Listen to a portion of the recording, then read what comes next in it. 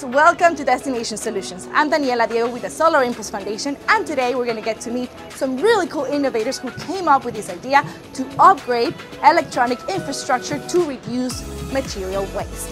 We're talking about retrofit. So why don't you say, and we go and meet these innovators. Hi guys, how are you? Daniela? Hi, how are you? Hello. Thank you for having us.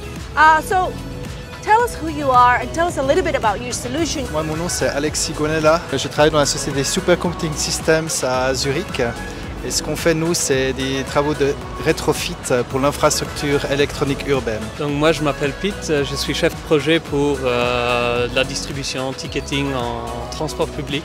Can you tell us a little bit, how does it work? Premièrement, on analyse les distributeurs qu'on reçoit, on détecte les composants qu'on peut encore utiliser et donc qui ne doivent pas être produits une deuxième fois. On planifie en fait ce qu'on doit changer, on reste sur un minimal.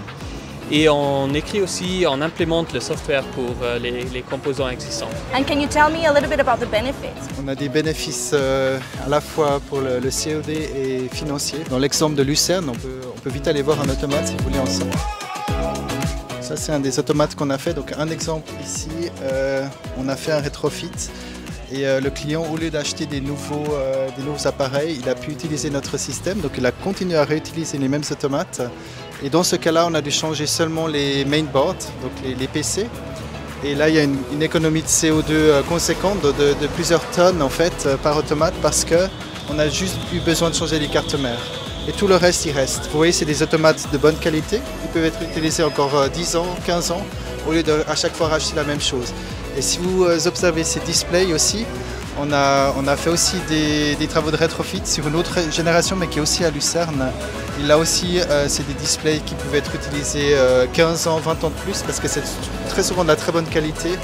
Mais les providers, en fait, ils veulent qu'on achète du neuf, donc ils forcent les clients à acheter du neuf. I see that you guys are in a lot of places, right? Traffic lights, ticket machines.